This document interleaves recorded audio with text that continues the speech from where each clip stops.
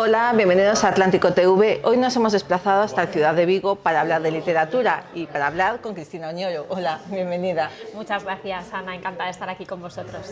Muy bien, bueno, vienes a presentarnos tu último libro, En el Jardín de las Americanas. Cuéntanos un poco, porque es un libro muy ambicioso, ¿no? Que habla de feminismo, habla de pioneras.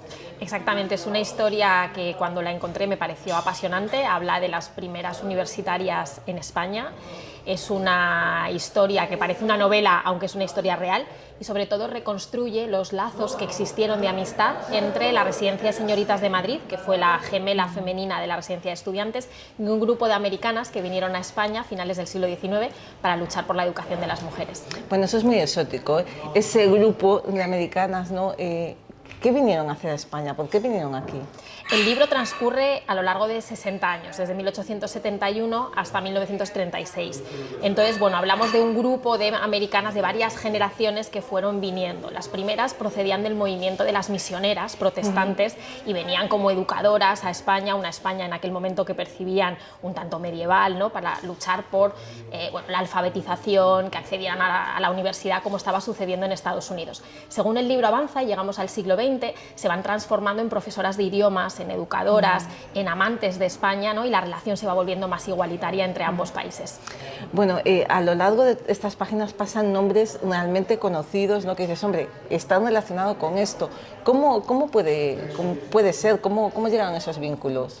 Pues esos vínculos fue lo que me apasionó descubrir. Yo estaba escribiendo mi libro anterior, que se titula Las que faltaban, una historia del mundo diferente, donde trabajé sobre la Residencia de Señoritas, sobre María de Maeztu, sobre el entorno de las sin sombrero, de las mujeres de la generación del 27, y me encontré en el archivo de la Residencia de Señoritas con esta historia transatlántica de este grupo de americanas que habían llegado a España y con las que habían existido verdaderos lazos de amistad, había correspondencias, había programas de intercambio entre ambos países, y fue lo que me propuse contar en esta historia. Para eso tuve la suerte de tener una beca Leonardo de creación literaria de la Fundación BBVA, por la que pude ir a Estados Unidos para asomarme en los archivos fundamentalmente de la Universidad de Harvard y de Smith College para reconstruir las vidas de estas americanas que se enamoraron de nuestro país y que vinieron a luchar por la educación de las mujeres.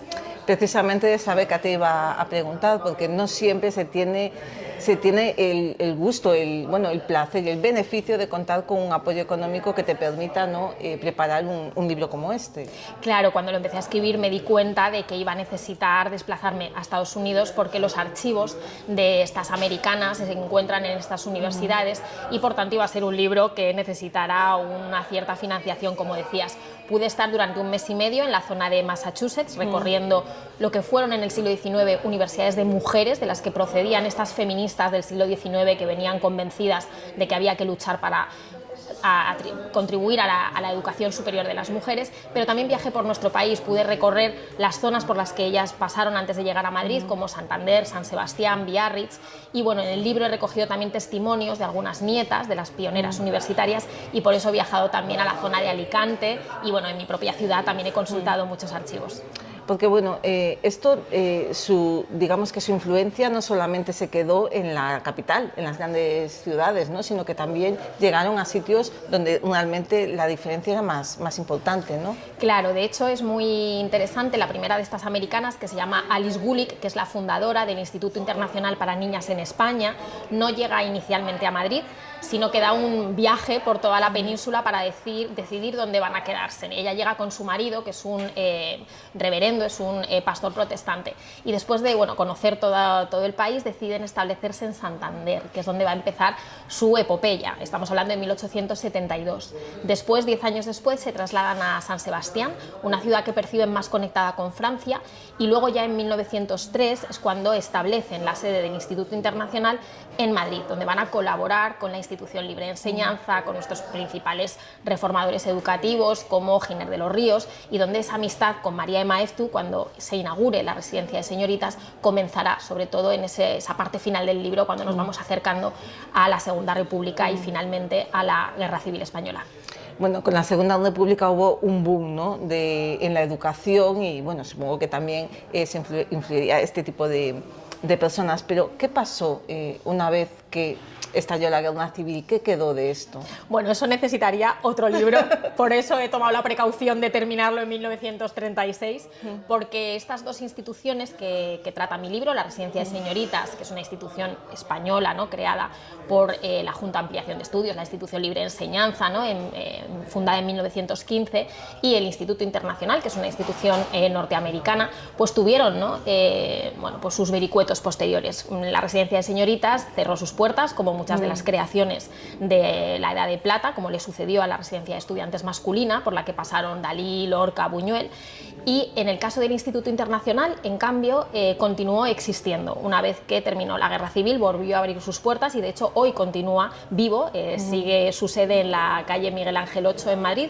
donde es la sede de muchas universidades norteamericanas actualmente, y donde se continúan dando clases de idiomas, contando la historia de sus fundadoras y defendiendo, ¿no?, este papel que tuvieron muchas de estas mujeres americanas en la educación, como pioneras en el mundo de la educación. O sea, que el legado sigue ahí. Sigue ahí. Y bueno, ahora preguntarte por el género. Antes decías que esto parece una novela, por lo apasionado que es, pero has escogido el ensayo, ¿no?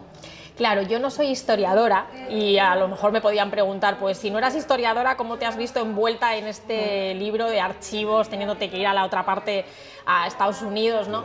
Yo procedo del mundo de la literatura, soy profesora de literatura, había escrito ya otro ensayo, y el ensayo narrativo, que es como me gusta llamar al tipo de libro que yo escribo, me viene muy bien porque puedo abordar temas que me producen curiosidad, que me apasionan, que tengan un poco de intriga, ¿no?, para que al lector también le parezcan amenos, pero también puedo ir descubriéndole al lector, ¿no?, todo un panorama, curiosidades. El libro está lleno de curiosidades, ¿no? Hay mezclada con la historia de estas americanas, pues una historia de los viajes transatlánticos, por ejemplo, ¿no?, que tenían que tomar el barco a menudo para desplazarse entre ambos continentes.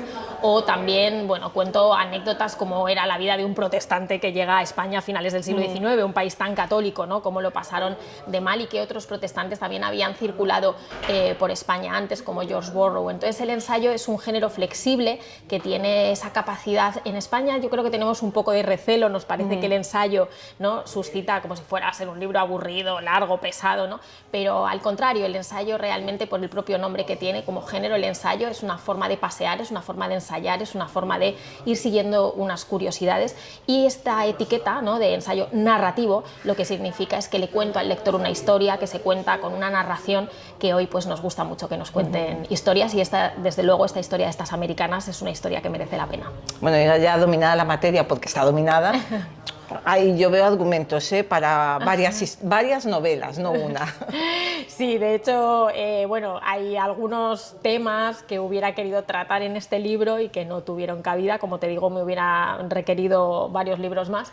Entonces, bueno, esos los reservo para mis siguientes proyectos, que espero que siempre tengan que ver con el feminismo, con las mujeres, con la lucha por el conocimiento, al final esta es una historia internacional donde mujeres de dos países unen fuerzas para una causa común, que es el acceso de las mujeres a la educación superior. Y bueno, pues ese es el tipo de historias que me gusta contar, que han hecho avanzar, que han hecho progresar a las mujeres, pero que al mismo tiempo transcurren en épocas que nos apasiona visitar, como es el siglo XIX, el final del siglo XIX y principio del siglo XX, que fue una época tan importante para las mujeres, para la educación y para el progreso.